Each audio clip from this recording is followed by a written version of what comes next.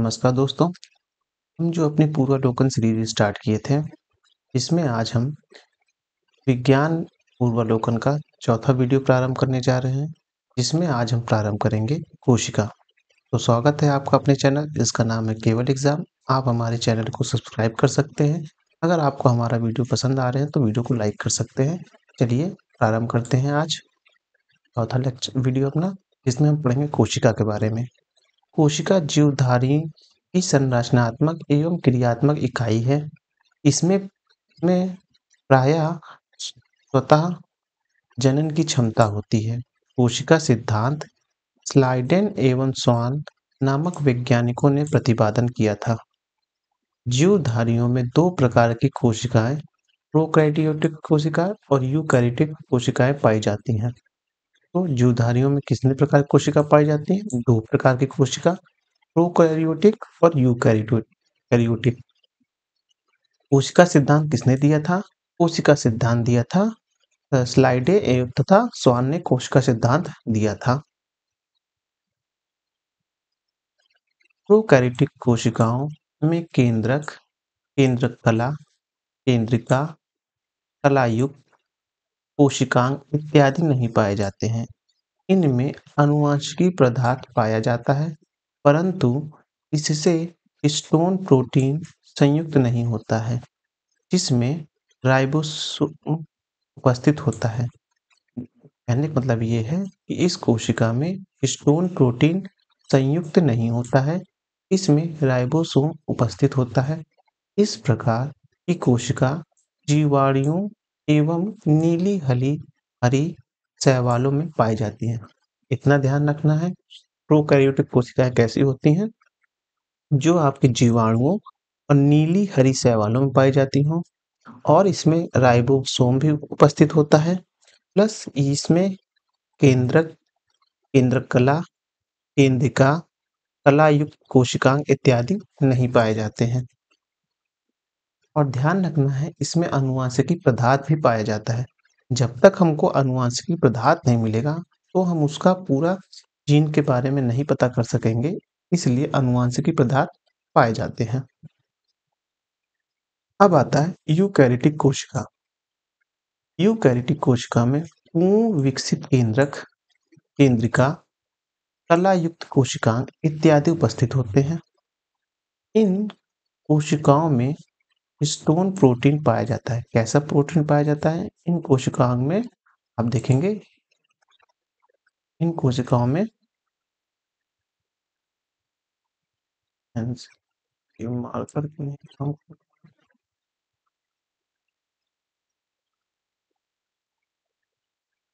ये लगा देते हैं, हिस्टोन प्रोटीन पाया जाता है।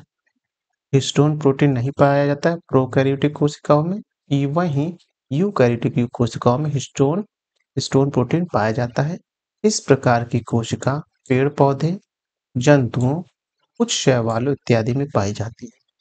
पादप कोशिका जंतु कोशिका से भिन्न होती है, क्योंकि इसकी कोशिकाओं में बाह्य आवरण कोशिका भित्ति कहलाती है। पादप कोशिका जो होती है वो जंतु कोशिका से भिन्न होती है, क्योंकि इनकी कोशिका यानी कि पादप कोशिका में जो बाह्य आवरण जो होता है वो कोशिका भित्ति का होता है। याद रखिएगा, जो पादप कोशिका होती हैं उनका बाह्य आवरण किससे बना होता है? कोशिका भित्ति से बना होता है, जो कि हरे पौधों में मुख्यतः सेलुलोज के निर्मित होती हैं। जो पौधों में किससे निर्मित होती हैं ये कोशिका भित्ति जो होती हैं वो सेलुलोज से निर्मित होती हैं। जंतु कोशिका में कोशिका भित्ति का अभाव होता है, कोशिका भित्ति का अभाव होता है। इसके अलावा जंतु कोशिका में हरित लवक अनुपस्थित होते हैं। हरित लवक केवल आपको पादप कोशिका में पाए जाएंगे, जंतु कोशिका में हरित लवक अनुपस्थित होता है, जो कि पादप कोशिका में पाया जाता है। हरित लवक पादप कोशिका में पाया जाता है। प्लाज्मा झिल्ली या कोशिका झिल्ली एक अर्धपारगम झिल्ली है। जो प्लाज्मा झिल्ली है वो कोशिका झिल्ली एक अर्धपारगम यानी कि कुछ रूप में आर पार दिखाई दे इसे ही अर्धपारगम झिल्ली कहते हैं, जो प्रत्येक सजीव कोशिका के जीव द्रव से घिरी होती है। जो कोशिका झिल्ली होती है, वो किससे घिरी होती है? वह कोशिका झिल्ली जो होती है, वो जो जीव द्रव होता है, उससे घिरी होती है। रॉबर्टसन 1559 ईस्वी द्वारा प्रस्तुत अवधारणा के अनुसार कोशिका झिल्ली की बाहरी एवं भीतरी परतें प्रोटीन द्वारा तथा मध्य परतें लिपिड द्वारा निर्मित होती हैं। वर्तमान में सिंगर सिंगर एवं निकोलस यानी कि 1772 में द्वारा प्रस्तुत अवधारणा सर्वाधिक मान्य है। इनके अनुसार, किनके अनुसार? सिंगर और निकोलस के अनुसार कोशिका झिल्ली में फास्फोलिपिड कोशिका झिल्ली में फास्फोलिपिड की दो परतें होती हैं, जिनके बीच बीच में कुछ प्रोटीन होते हैं। के बीच बीच में कुछ प्रोटीन होते हैं। कोशिका में प्रोटीन संश्लेषण में अंतःद्रव्यी जालिका और राइबोसोम की भूमिका सर्वाधिक होती है। मतलब कोशिका का जो प्रोटीन संश्लेषण होता है, कोशिका में प्रोटीन संश्लेषण किसके माध्यम से होता है? पहला होता है अंतःप्रादव्य जो जलिका होती है उसका, दूसरा होता है राइबोसोम का। एक अंतःद्रव्य जलिका की कला से राइबोसोम लगे रहते हैं, मतलब कि जो अंतःद्रव्य जलिका होती है उससे राइबोसोम लगे रहते हैं तथा ये राइबोसोम प्रोटीन संश्लेषण के निर्माण स्थल होते हैं। यानी प्रोटीन संश्लेषण का निर्माण स्थल कौन होता है? वो होता है राइबोसोम होता है। राइबोसोम को प्रोटीन की फैक्ट्री भी कहा जाता है। फैक्ट्री उसी स्थान को कहा जाता है जहां कोई सामान रखा हो। ठीक उसी तरह राइबोसोम जो होता है वो प्रोटीन के संश्लेषण यानी कि प्रोटीन को रखने के कार्य करता है, इसलिए राइबोसोम को प्रोटीन की फैक्ट्री भी कहा जाता है। अब आते हैं माइटोकॉन्ड्रिया पर। माइटोकॉन्ड्रिया जीवाणु एवं नीली हरित शैवाल को छोड़कर शेष सभी जीवित पादप एवं जंतु कोशिका के कोशिका द्रव में बिखरे हुए कला युक्त कोशिकांग हैं। कहने का मतलब ये है, माइटोकॉन्ड्रिया जो होता है वो जीवाणु एवं नीली हरित शैवाल को छोड़कर, जीवाणु और नीली हरित शैवाल को छोड़कर शेष सभी पादप जगत, शेष सभी सजीव पादप एवं जंतु कोशिका के कोशिकांग में बिखरे हुए कला युक्त कोशिकांग हैं। श्वसन की क्रिया प्रत्येक जीवित कोशिका के कोशिका द्रव एवं माइटोकॉन्ड्रिया में संपन्न होती है। यानी कि जो श्वसन की क्रिया होती है ना, श्वसन की क्रिया प्रत्येक जीवित कोशिका के कोशिका द्रव एवं माइटोकॉन्ड्रिया में संपन्न होती है। मतलब जो हम श्वसन करते हैं, हाँ, वो श्वसन की क्रिया जो कोशिका के दो अंगों में होती है। पहला जो होता है वो होता है कोशिका द्रव, दूसरा होता है माइटोकॉन्ड्रिया। तो श्वसन की क्रिया कहाँ कहाँ होती है? दो जगह होती है। पहला है कोशिका द्रव, दूसरा है माइटोकॉन्ड्रिया। श्वसन से संबंधित प्रारंभिक क्रियाएं कोशिका द्रव में तथा शेष क्रियाएं माइटोकॉन्ड्रिया में होती है। बताना ये चाह रहा है, इसमें बोल ये रहा है, श्वसन की क्रिया जो होती है वो होती है कोशिका द्रव में और माइटोकॉन्ड्रिया में।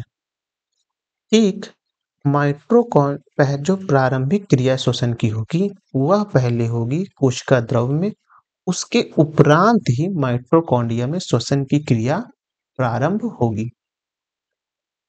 चूंकि क्रिया के अंतिम चरण में अधिकांश ऊर्जा उत्पन्न होती है, इसलिए माइटोकॉन्ड्रिया को कोशिका का श्वसांग या पावर हाउस कहते हैं। कहने का मतलब ये है, श्वसन की पहली क्रिया तो हमारा कोशिका द्रव्य में हो जाती है, लेकिन उसके बाद जो दूसरी क्रिया होती है, मतलब प्रारंभिक क्रिया तो हो गई, लेकिन द्वितीय क्रिया मतलब कि प्रारंभिक क्रिया के बाद जो क्रिया होगी वो माइटोकॉन्ड्रिया में होगी। क्योंकि अधिकांश जो ऊर्जा जो अंतिम चरण में उत्पादित होती है, जो ऊर्जा जो होती है वो अंतिम चरण में ही अधिकांशतः उत्पादित होती है, तो वो सारी ऊर्जा कहाँ स्टोर रहती है? वो रहती है माइटोकॉन्ड्रिया में रहती है।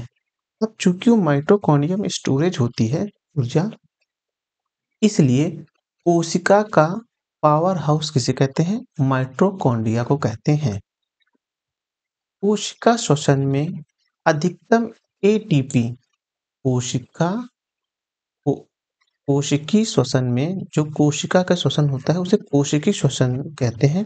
तो वही कहना चाह रहा है कि कोशिकीय श्वसन में अधिकतम एटीपी यानी कि एडेनिन ट्राइफॉस्फेट अणुओं को उत्पन्न करने वाला पादप क्रेब्स क्रेब्स चक्र है। मतलब जो कोशिका में जो ऊर्जा का उत्पादन होता है जिसे एटीपी कहते हैं, और उसका फुल फॉर्म है एडेनोसिन ट्राइफॉस्फेट में जो अणुओं से उत्पन्न होता है जो चक्र बनता है उसे क्रेब्स चक्र कहते हैं।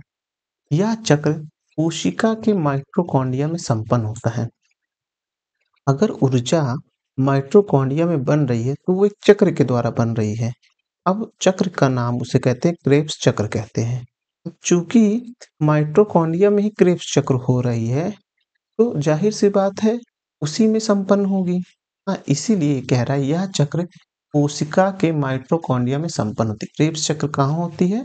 माइटोकॉन्ड्रिया में होती है। इस चक्र की खोज हैंस क्रेब्स हैंस क्रेब्स ने 1937 में की थी, इसीलिए इसे क्रेब्स चक्र कहते हैं।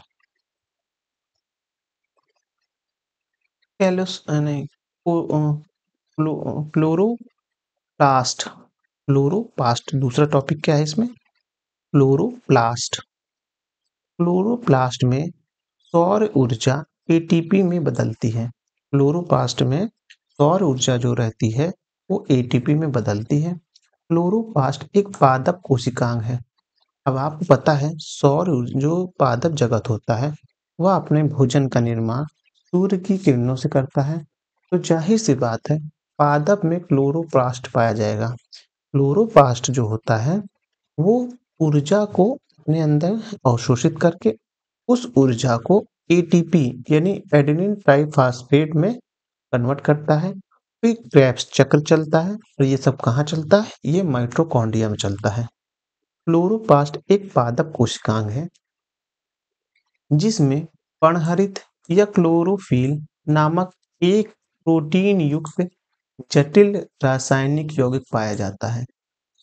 कहने का मतलब ये है जो क्लोरोप्लास्ट है उसमें क्या पाया जाता है?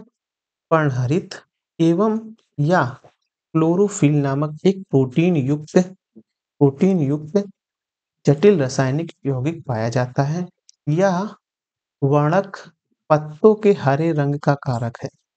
जो पर्णहरित या क्लोरोफिल है वह इसलिए उपयोग होता है उसके होने से पत्तों में हरे रंग का दिखाई देना होता है। पत्ते के हरे रंग किसके कारण होते हैं? पर्णहरित या क्लोरोफिल के द्वारा होते हैं।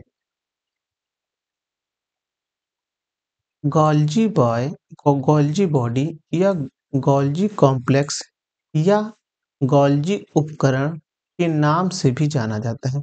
गोल्जी बॉडी को गोल्जी कॉम्प्लेक्स या गोल्जी उपकरण से नाम से जाना जाता है। इसका सर्वप्रथम अन्वेषण मतलब इसकी सर्वप्रथम खोज जो है कैमिलियो गोल्जी मतलब इसकी खोज किसने की थी? कैमिलियो गोल्जी ने 1898 ईस्वी में की थी। इसकी क्रियात्मक इकाई को सिस्टर्नी इसकी क्रियात्मक इकाई क्या कहते हैं? सिस्टर्नी कहते हैं। गोल्जी बॉडी को गोल्जी कॉम्प्लेक्स या गोल्जी उपकरण भी कहते हैं। सर्वप्रथम इसकी खोज किसने की थी? कैमिलियो गोल्जी ने की थी 1898 में की थी और इसकी क्रियात्मक इकाई को सिस्टर्नी कहते हैं। लाइसोसोम अगला टॉपिक है लाइसोसोम। लाइसोसोम को कोशिका की आत्मघाती थैली यानी सुसाइड बैग कहते हैं। लाइसोसोम को और किस नाम से जाना जाता है? लाइसोसोम को आत्महत्या की थैली या सुसाइड बैग कहते हैं। इसमें बहुत से जल इसमें बहुत से जल अपघटनीय एंजाइम पाए जाते हैं। इसमें बहुत जल जो होते हैं वो अपघटनीय एंजाइम पाए जाते हैं जो अम्लीय माध्यम से कार्य करते हैं जो अम्लीय माध्यम से कार्य करते हैं। ये एंजाइम ये एंजाइम लाइसोसोम की कला के फट जाने से बाहर आ जाते हैं। ये जो जल अपघटनीय एंजाइम होते हैं, हाँ, जो ये जल अपघटनीय एंजाइम होते हैं, वो जो होते हैं, जो अम्लीय माध्यम से कार्य करते हैं। ये कैसे कार्य करते हैं? ये अम्लीय माध्यम से कार्य करते हैं। ये एंजाइम लाइसोसोम की कला के फट जाने से बाहर आ जाते हैं। इनके जो एंजाइम होते हैं वह बाहर आ जाते हैं तथा जाहिर सी बात है कोई चीज फटेगी तो उसके अंदर जो चीज रहेगा एंजाइम वो बाहर आ जाएगा। हाँ, तथा कोशिका के सभी घटकों को जल अपघटन क्रिया द्वारा पचा डालते हैं। मतलब कोशिका के जो और भी घटक होते हैं वो इसके द्वारा मर जाते हैं। इसीलिए लाइसोसोम को कोशिका की आत्मघाती थैली यानी सुसाइड बैग कहते हैं। अब टॉपिक स्टार्ट हो रहा है केंद्रक। केंद्रक की खोज सर्वप्रथम रॉबर्ट ब्राउन ने 1831 में की थी। इसने खोज की थी, रॉबर्ट ब्राउन ने की थी। कब की थी? 1831 में की थी। एक कोशिका में प्रायः एक केंद्रक होता है। यूकैरियोटिक कोशिकाओं में इसे केंद्रक का नियंत्रण केंद्र कहा जाता है। यूकैरियोटिक कोशिकाओं में इसे कोशिका का नियंत्रण केंद्र कहा जाता है। केंद्रक को यूकैरियोटिक कोशिका का नियंत्रण केंद्र कहा जाता है। पूछ लिया जाए कि कोशिका का नियंत्रण केंद्र किसे कहा जाता है, तो कोशिका का नियंत्रण केंद्र जो हो उसे केंद्रक कहा जाता है। इसमें आनुवंशिकी पदार्थ यानी डीएनए पाए जाने के कारण इसका मुख्य कार्य जीवों के पैतृक लक्षणों को संतान में भेजना है। क्योंकि केंद्रक में जो होता है वह डीएनए पाए जाते हैं, डीऑक्सीराइबो न्यूक्लिक अम्ल कहते हैं, वो पाए जाते हैं। उसी में आनुवंशिकी पदार्थ होता है। हाँ, आनुवंशिकी पदार्थ जो होता है वो पैतृक संपत्ति मतलब एक संपत्ति से दूसरे संपत्ति तक माता पिता से बच्चों में इसी प्रकार से सभी जीवों से दूसरे जीवों में हस्तांतरण होता है। कौन करता है? केंद्रक के माध्यम से होता है। अब टॉपिक है डीएनए। डीएनए की खोज फ्रेडरिक मिशर ने डीएनए की खोज किसने? फ्रेडरिक मिशर ने 1859 में की थी तथा डीएनए का डबल हेलिक्सिक मॉडल जेम्स वाटसन तथा तथा फ्रांसीसी क्रिक्स ने दिया था। यानी कि डीएनए की खोज किसने की थी? डीएनए की खोज फ्रेडरिक मिशर ने की थी 1859 में 69 में सॉरी। वहीं डीएनए की डबल हेक्सी मॉडल यानी कि जो ये वाला मॉडल होता है ऐसे और ऐसे वाला मॉडल होता है, इस मॉडल को जो जेम्स वाटसन तथा जेम्स वाटसन तथा फ्रांसीसी क्रिक्स ने दिया। डीएनए एक आनुवंशिकी पदार्थ है, याद रखना है, डीएनए एक आनुवंशिक पदार्थ है जो कहाँ? केंद्रक में पाया जाता है तथा जीवों के लक्षणों की संकेत सूचना की जन्म पत्री की भांति जनकों से संतानों में ले जाता है। यह नाभिकीय यानी न्यूक्लियस के अलावा माइटोकॉन्ड्रिया तथा हरित लवक कोशिकांग में पाया जाता है। तो डीएनए कहाँ पाए जाते हैं? डीएनए 3 जगह पाए जाते हैं। पहला केंद्रक में, दूसरा माइटोकॉन्ड्रिया में, तीसरा हरित लवक कोशिकांग में पाया जाता है। याद रखना है डीएनए 3 जगह पाए जाते हैं। पहला कौन के केंद्रक में, दूसरा माइटोकॉन्ड्रिया में, तीसरा आपका हरित लवक में पाए जाते हैं। मनुष्य एक लिंगी प्राणी है जिसमें गुणसूत्रों की संख्या 23 जोड़ी यानी कि 46 पाई जाती है। पुरुषों में 44 प्लस XY जबकि स्त्री में 44 प्लस XX गुणसूत्र होते हैं। पुरुष तथा स्त्री में 22 जोड़े गुणसूत्र ऑटोसोम्स होते हैं, जबकि 23वां गुणसूत्र पुरुष में XY तथा महिला में XX होता है। XX होता है, जिन्होंने जिन्हें लिंग गुणसूत्र कहते हैं, यानी 23वां गुणसूत्र जो होता है वह लिंग गुणसूत्र होता है। जनक यानी कि माता पिता से जिस संतान में XY गुणसूत्र मिलते हैं वह पुत्र बनता है और जिनसे XX गुणसूत्र मिलते हैं वह पुत्री बनती है। प्राकृमिक कोशिका मृत्यु में कोशिकी और आणविक नियंत्रण को एपा एपाप्लासिस कहते हैं। यह भ्रूणी विकास तथा अंगों के प्रति विकास के समय होता है, यानी कि प्राकृमिक कोशिका मृत्यु जो होती है वो कोशिकी और आणविक नियंत्रण को एपा एपा एपोपोटिस एपोपोटिस कहते हैं। यह भ्रूणी विकास के अंगों के प्रति विकास के समय होती है। इस तरह जो हमने नोट्स पढ़ रहे थे पूर्वावलोकन का वो कंप्लीट हुआ। अब उसके बाद हम इसमें प्रश्न देख लेते हैं। नाभिक के अलावा कोशिका के किस कोशिकांग में DNA पाया जाता है? तो पाया जाता है माइटोकॉन्ड्रिया में पाया जाता है, प्लस आपका जो देखेंगे केंद्रक में पाया जाता है और प्लस आपका हरित लवक शैवाल में पाया जाता है।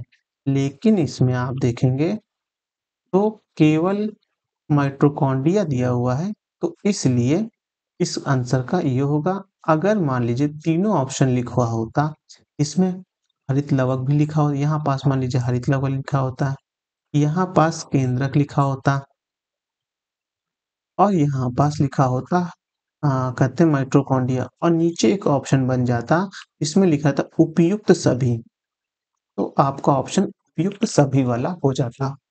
लेकिन जो अभी क्वेश्चन हम देख रहे हैं उसमें केवल ये पूछा गया है कि नाभिक के अलावा कोशिका के किस कोशिकांग में DNA पाया जाता है, वो है माइटोकॉन्ड्रिया।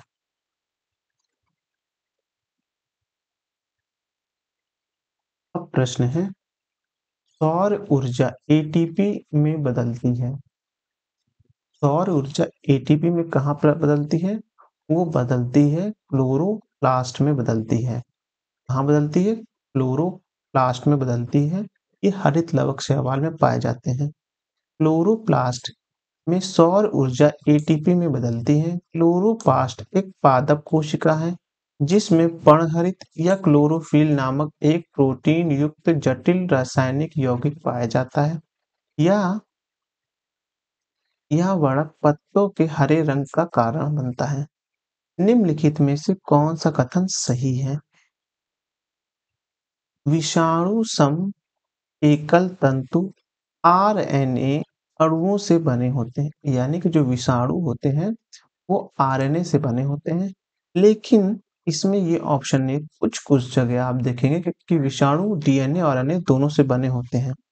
पादप विषाणु अविकल्पी परजीवी होते हैं जो कि सिर्फ कोशी यानी कोशिकाओं के अंदर ही वृद्धि एवं प्रजनन करते हैं। यानी कि अगर ये वातावरण में रहते हैं तो ये मित्र रहते, ये मरे मरे हुए होते हैं। लेकिन जैसे ही ये जीवित कोशिका के संपर्क में आते हैं तो वह प्रजनन करने लगते हैं, मतलब वह जीवित हो जाते हैं। इसमें केवल एक प्रकार के न्यूक्लिक अम्ल DNA या RNA पाए जाते हैं, यानी कि या तो DNA पाया जाएगा या RNA पाया जाएगा, जो कि द्विवलक या एक वलक होता है। न्यूक्लिक अम्ल एक प्रोटीन आवरण द्वारा घिरा होता है अन्य प्रश्नगत कथन सही नहीं है।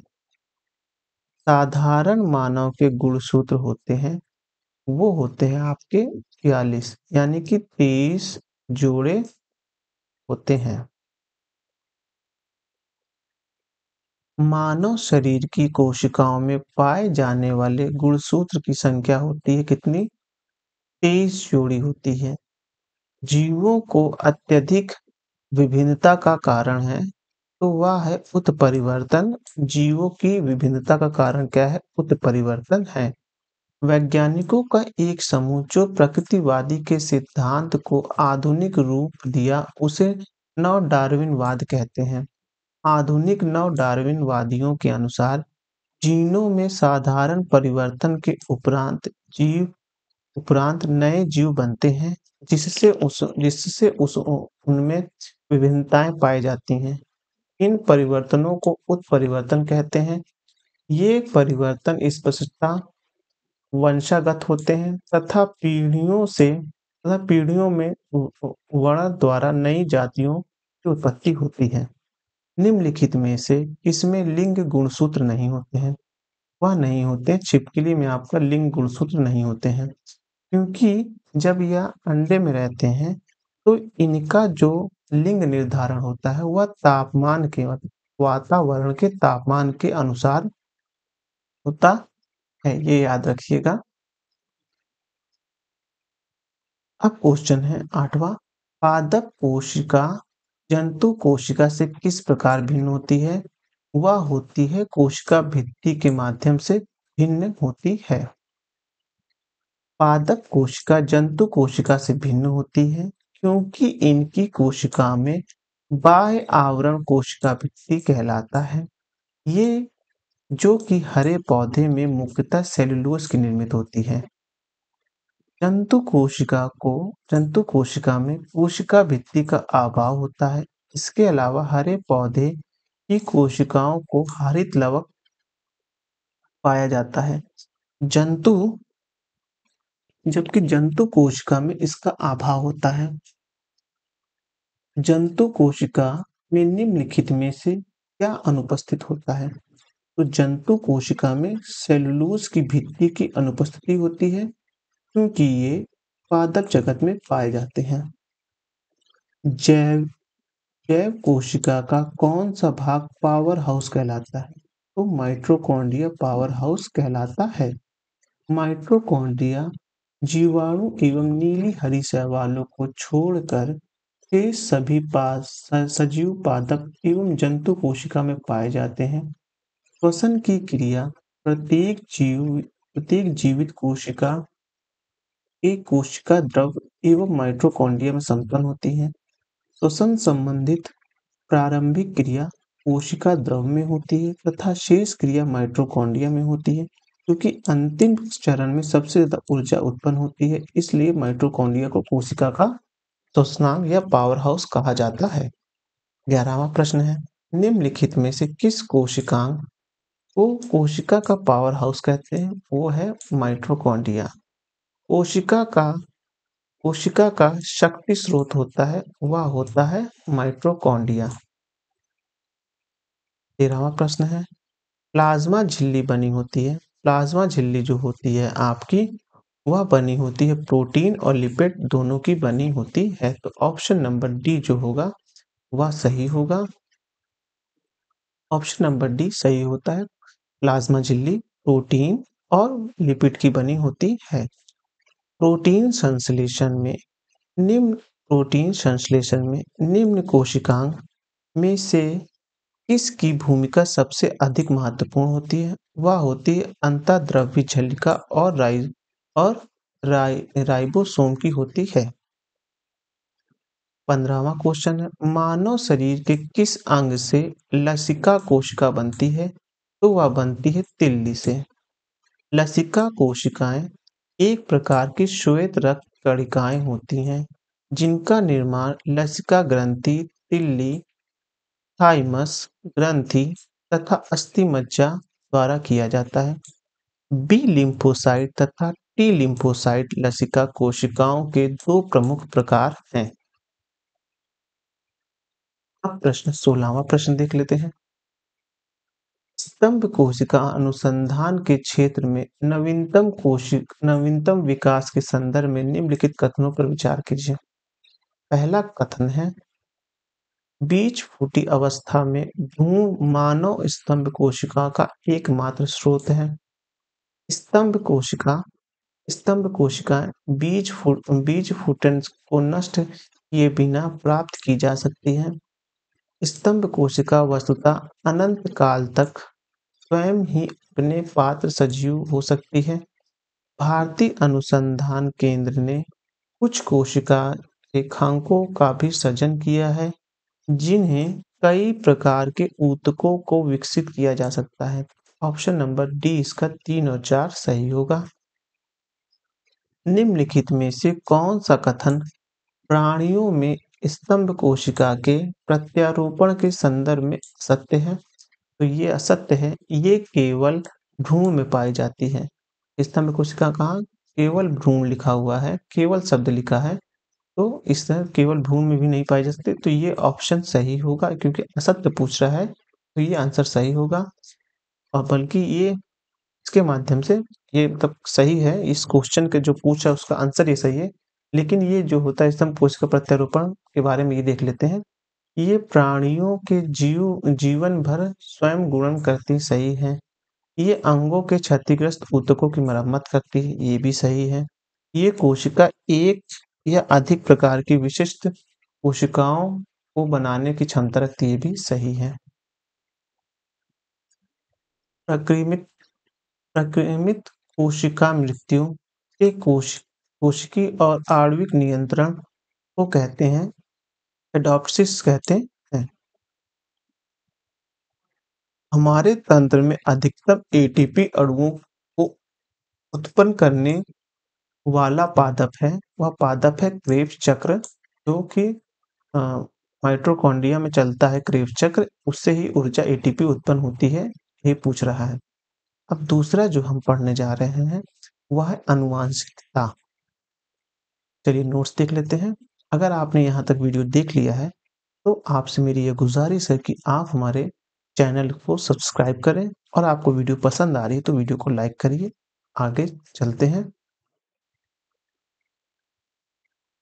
आनुवांशिकता सजीवों के वे लक्षण जो एक पीढ़ी से दूसरी पीढ़ी में प्रसारित होते हैं आनुवांशिकता या आनुवांशिक लक्षण कहलाते हैं। आनुवांशिक लक्षण के एक पीढ़ी से दूसरी पीढ़ी जाने अर्थात प्रसारित होने की प्रक्रिया आनुवांशिकता कहलाती है। आनुवांशिकता की खोज ग्रेग जॉन मेंटल ने की थी। ये ऑस्ट्रिया देश के ब्रूनो नामक शहर में पादरी थे। एक आधुनिक आनुवंशिकता का पिता कहते हैं इन्हें। क्या कहते हैं? आधुनिक आनुवंशिकता का पिता कहते हैं। इन्होंने उद्यान मटर के पौधे में 7 लक्षणों की तुलनात्मक विभिन्नताओं की वंशागति के लिए संकरण प्रयोग किया तथा इसका विस्तृत अध्ययन किया। इनके प्रयोग से संबंधित निम्नलिखित नियम हैं। पहला है प्रभाविता का नियम, दूसरा है प्रतिकरण का नियम, तीसरा है स्वतंत्र अपव्यय का नियम। जीवों में आनुवांशिक लक्षण क्रोमोसोम द्वारा संतानों में ले जाए जाते हैं। यानी जीवों में जो आनुवांशिकता के जो लक्षण को कौन ले जाता है? वो ले जाता है क्रोमोसोम। क्रोमोसोम लेके जाता है, ये याद रखना है। ये न्यूक्लियोप्रोटीन के बने होते हैं। क्रोमोसोम किसके बने होते हैं? वो न्यूक्लियोप्रोटीन के बने होते हैं। क्रोमोसोम नाम सर्वप्रथम वाल्डेयर ने प्रस्तुत किया था, जो कि 1888 में प्रस्तुत किया था। क्रोमोसोम पर स्थित डीएनए की बनी ऐसी अति सूक्ष्म संरचनाएं जो आनुवांशिकी लक्षणों का धारण एवं उनका एक पीढ़ी से दूसरी पीढ़ी में स्थानांतरण करती है। जो क्रोमोसोम पर स्थित डीएनए है की बनी एक अति सूक्ष्म संरचना जो आनुवांशिक लक्षण का धारण एवं उनका एक पीढ़ी से दूसरी पीढ़ी में स्थानांतरित करती हैं, वो जीन कहलाती हैं। यानी क्रोमोसोम में भी जो डीएनए जो कि आनुवांशिकता का लक्षण का एक दूसरे से पीढ़ी से ले जाता है, वो जीन होता है। जीन जीवों के शरीर में आनुवंशिकता का मूलभूत इकाई है। जीन जो है वो जीवों के शरीर की आनुवंशिकता का मूलभूत इकाई है। सामान्यतः किसी भी प्रजाति में गुणसूत्र की संख्या निश्चित व स्थिर होती है। गुणसूत्रों की संख्या अथवा वजन के साथ परिवर्तन नहीं होता है। मतलब कि गुणसूत्र के जो वजन हो गए उनकी संख्या में वो परिवर्तन नहीं, उसे मनुष्य में 23 जोड़ी ऐसे करके सब में निश्चित होते हैं। किसी भी जीव के डीएनए में विद्यमान समस्त जीनों का अनुक्रम जीनोम कहलाता है। जीनोम के सभी गुणसूत्र का संरचनात्मक व प्रक्रियात्मक संगठन जीनोम चित्रण कहलाता है। प्लावमान जीन या जंपिंग जीन के सिद्धांत का प्रतिपादन बारबरा बारबरा मैकलिंटॉक ने किया था। इस खोज के लिए उन्हें चिकित्सीय विज्ञान के क्षेत्र में नोबेल पुरस्कार दिया गया था। इन्होंने मक्के के पौधे पर अपना अनुसंधान किया था। अध्ययन के तौर पर इन्होंने देखा कि जंपिंग जीन्स द्वारा जो आनुवंशिकी परिवर्तन होते हैं, उससे मक्के के दाने पर कुछ धब्बे पड़ जाते हैं। नए प्रयोग के आधार पर यह निष्कर्ष निकाला गया गया कि सभी कोशिकाओं में डीएनए की खंड होते हैं, जिन्हें ट्रांसपोजिबल तत्व या ट्रांसपोजिबल कहते हैं, जिनका विकास की प्रक्रिया में महत्वपूर्ण योगदान होता है। जीव कोशिका में दो प्रकार के न्यूक्लिक अम्ल व आरएनए होते हैं। ये न्यूक्लियोटाइड के बहुलक होते हैं, अर्थात ये बहुत से न्यूक्लियोटाइड से मिलकर बनते हैं। प्रत्येक न्यूक्लियोटाइड 3 अणुओं से मिलकर बनते हैं। नाइट्रोजनी बेस यानी कि यूरिसिल एवं पिरिमिडिन से पेंटो पेंटोजन शुगर और फास्फेट। प्यूरिन बेस यानी कि एडेनिन तथा ग्वानिन डीएनए तथा आरएनए दोनों में समान होते हैं। पिरिमिडिन बेस आरएनए में साइटोसिन तथा यूरेसिल, जबकि डीएनए में साइटोसिन तथा थाइमिन होते हैं। डीएनए में क्या होते हैं? साइटोसिन और थाइमिन होते हैं। डीएनए में डीऑक्सीराइबो तथा आरएनए में राइबो शर्करा होती है।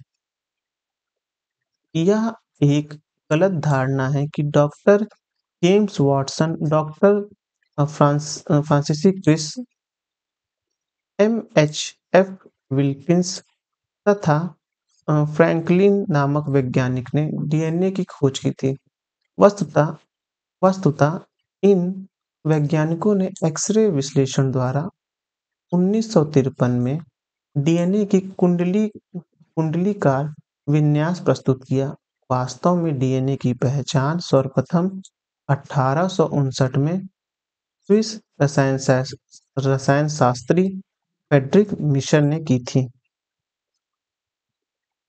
सामान्यतः डीएनए से आरएनए की कॉपी बनती है। सामान्यतः डीएनए से आरएनए की कॉपी बनती है। यह प्रक्रिया अनुलेखन ट्रांसक्रिप्शन कहलाती है। कुछ वायरस में आरएनए से डीएनए की कॉपी बनती है। यह प्रक्रिया रिवर्स ट्रांसक्रिप्शन कहलाती है। इस प्रक्रिया में रिवर्स ट्रांसक्रिप्शन एंजाइम भाग लेते हैं। एक्स-रे तकनीक व्यवसाय में लगे लोगों को अपनी कोशिकाओं के डीएनए में स्थायी परिवर्तन का खतरा रहता है। ध्यातव्य है कि डीएनए एक न्यूक्लिक अम्ल है जो आनुवंशिकी पदार्थ के रूप में कार्य करता है। आइए क्वेश्चन आंसर देख लेते हैं। इसका जो प्रश्न उत्तर दिए हुए हैं। आधुनिक आनुवंशिकी विज्ञान का जनक कौन है? इसे गार्गर जॉर्ज मेंडल कहते हैं। आधुनिकता में आनुवंशिकता के जनक के रूप में जाने जाते हैं जे मेंडल जाने जाते हैं। मेंडल ने अपने चिर प्रतिष्ठित वंशगति नियमों को प्रतिपादित करने में जिस जीवधारी का उपयोग किया था वह क्या था? गार्डन पी यानी कि वो मटर थी। मेंडल मेंडल ने आनुवंशिकता का सिद्धांत किस पर आधारित था? वह था लैंगिक जनन पर आधारित था। जीनोम चित्रण का इस इनमें संबंध है वो है जीन्स का चित्रण से। जीवों को आनुवंशिकी लक्षण संतानों में ले जाए जाते हैं, वो ले जाते हैं क्रोमोसोम के द्वारा। जीवों में आनुवंशिकी लक्षण किसके द्वारा ले जाते हैं? संतानों में ले जाते हैं, वो है क्रोमोसोम के द्वारा। गुणसूत्र की वंशागत का सिद्धांत दिया था, वह दिया था सूटन एवं बोवेरी ने दिया था। जीन है एक डीएनए का एक भाग है, डीएनए और हिस्टोन का एक भाग है, डीएनए और आरएनए और हिस्टोन का एक भाग है, उपयुक्त सभी का भाग है। सॉरी, उपयुक्त सभी का भाग नहीं है ये। आप डीएनए देखेंगे तो जीन है एक डीएनए का एक भाग है। जीन एक डीएनए का भाग नहीं है, बल्कि जीन जो है वो डीएनए का भाग है। ये बात ध्यान रखिए।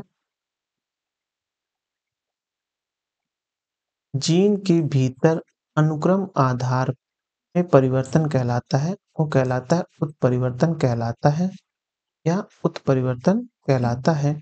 हमारे शरीर में आनुवांशिकता की इकाई को कहते हैं जीन, कहते हैं आनुवांशिकता की इकाई। क्रोमोसोम पर स्थित डीएनए की बनी ऐसी अति सूक्ष्म संरचना जो आनुवांशिक लक्षणों का धारण एवं उनका एक पीढ़ी से दूसरी पीढ़ी में हस्तांतरण करती है, जीन कहलाती है। जीन जीवों के शरीर में आनुवांशिकता की मूल इकाई है। किसी भी प्रजाति में गुणसूत्र की संख्या स्थिर रहती है, ध्यान रखना है। जीव कोशिकाओं में आनुवांशिक लक्षण के नियंत्रण में निम्नलिखित में से कौन सा उत्तरदायित्व है? वह डीएनए उत्तरदायित्व। 13वां प्रश्न है, प्लावन जीन यानी जंपिंग जीन के सिद्धांत का प्रतिपादन किसने किया था? बारबरा ने किया था। 14वां प्रश्न है, डीएनए में उपलब्ध कौन सा यौगिक एमिनो अम्ल नहीं बनाता? वह टायरोसिन जो होता है वो अमीनो अम्ल नहीं बनाता है। डीएनए में मौजूद शर्करा होती है, उसे कहते हैं डीऑक्सी राइबो शर्करा कहते हैं। डीएनए की खोज किसने की थी? तो डीएनए की खोज में से कई, मतलब कि गैरगर मेंटल भी देखेंगे आप, जैन वाटसन क्रिप्स भी देखेंगे, जोहान्स भी देखेंगे। इसका जो उत्तर होगा उपयुक्त में से कोई नहीं, उपयुक्त में दो या दो से अधिक।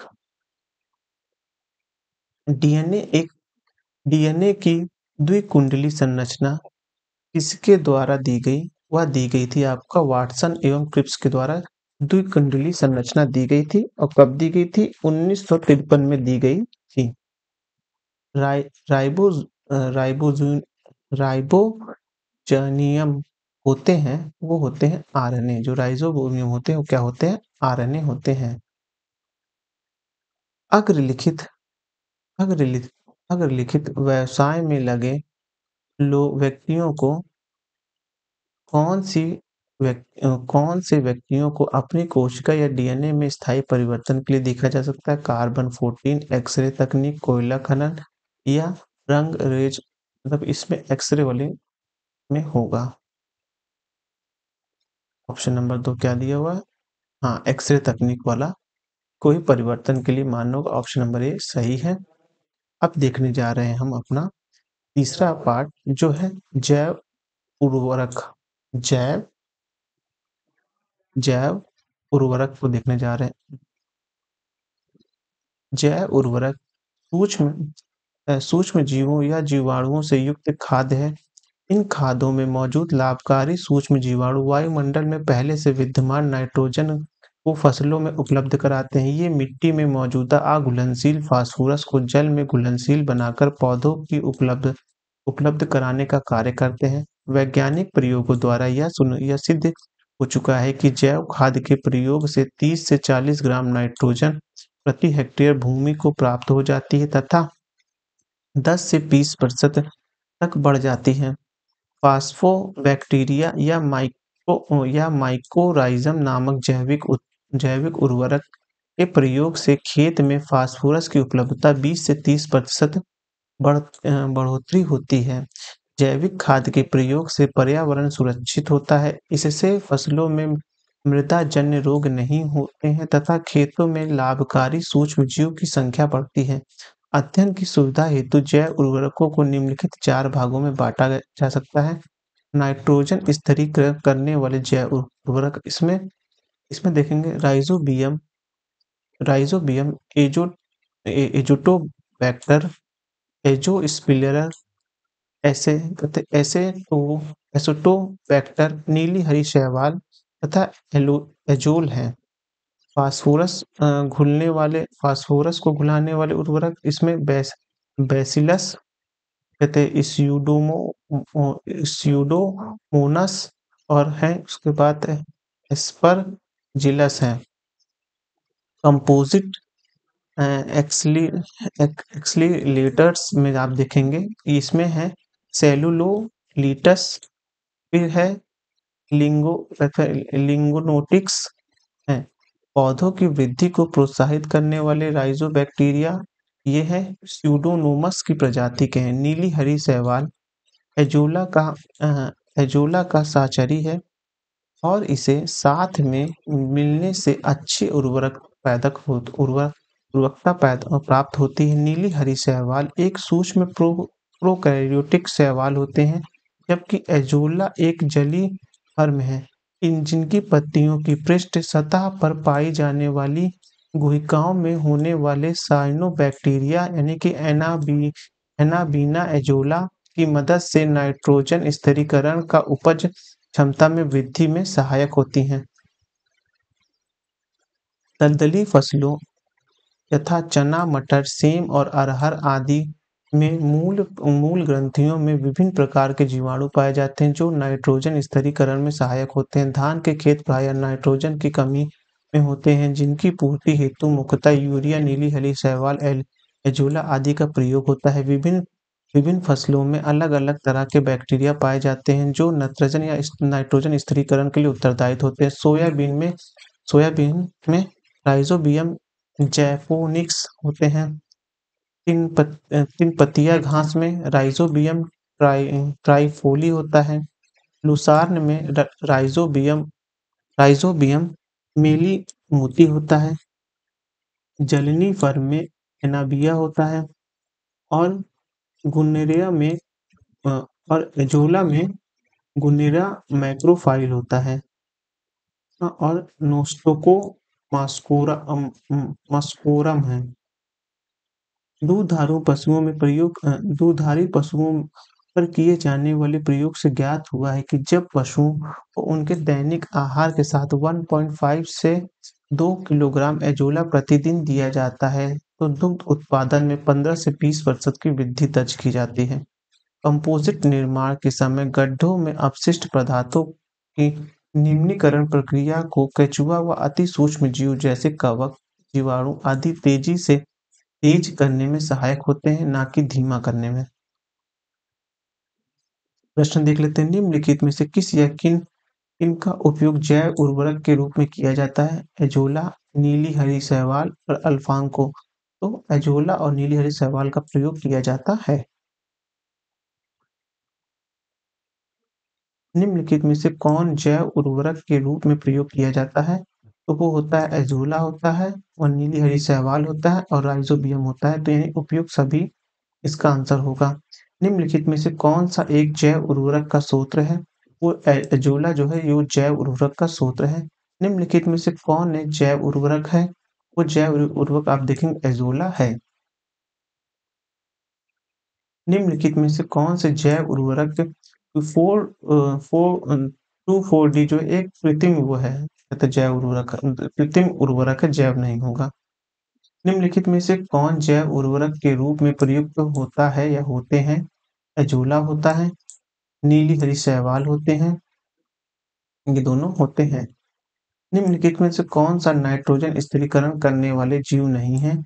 वह जीव नहीं है माइकोराइज्म जो है वो जीव नहीं है। नाइट्रोजन स्थिरीकरण जीवाणु किस पौधे की जड़ के साथ संयोजन करते हैं? वह करते हैं आपके दालों के साथ करते हैं।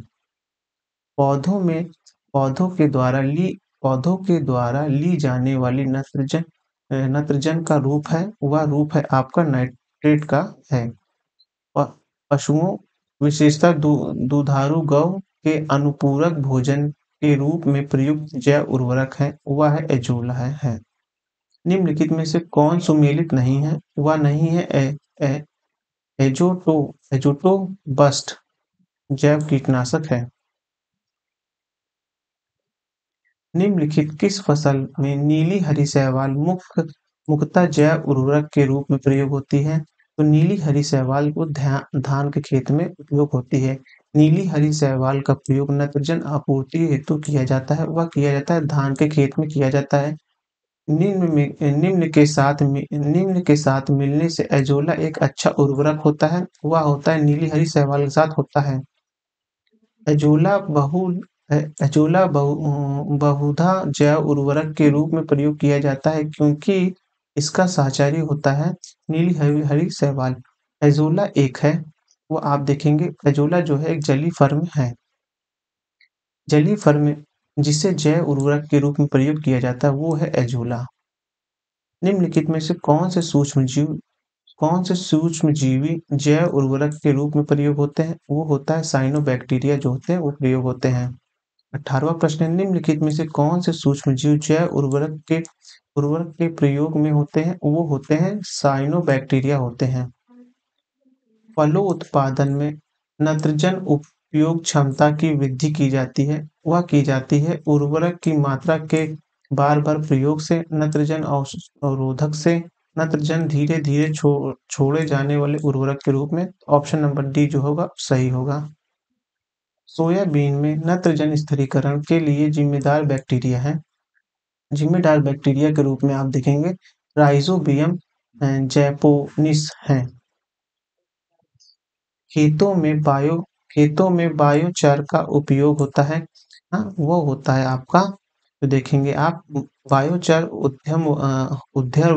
उर्ध्वाधर खेती यानी कि वर्टिकल में वृद्धि कर माध्यम के अंश के रूप में प्रयोग किया जाता है या बायोचार वृद्धि कर माध्यम से अंश के रूप में प्रयुक्त किया जाता है जो वहाँ नाइट्रोजन यौगिकीकरण सूक्ष्म जीव में वृद्धि को बढ़ाता है।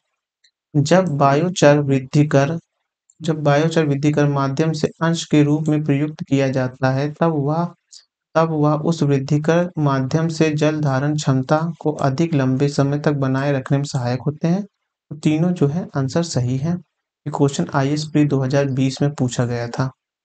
खेतों में बायोचार के उपयोग से रिलेटेड पूछा गया था। निम्नलिखित में से कौन सा पौधा निम्नलिखित में से कौन सा पौधा नाइट्रोजन स्थिरीकरण में सहायक नहीं है? वह नहीं है धान का खेत नहीं है। 2,4-D क्या है? ये एक खरपतवार नाशी है। क्या है? खरपतवार नाशी है। निम्नलिखित में से कौन सा कथन कंपोस्ट के संदर्भ में सही नहीं है? वह नहीं सही है कि गड्ढों में अपशिष्ट पदार्थों को निम्नीकरण प्रक्रिया को केचुआ धीमे कर देते हैं। ये गलत है। केचुआ और कुछ अन्य जीव उसको तेज कर देते हैं। तो ये कथन जो सही नहीं है पूछ रहा है उसका आंसर ये वाला सही होगा। अब हम अपने नेक्स्ट वीडियो में मानव शरीर एवं क्रिया विज्ञान के बारे में पढ़ेंगे। अगर आपको हमारे वीडियो पसंद आ रहे हो तो हमारे चैनल को आप सब्सक्राइब कर सकते हैं और हमारे वीडियो को लाइक कर सकते हैं। धन्यवाद।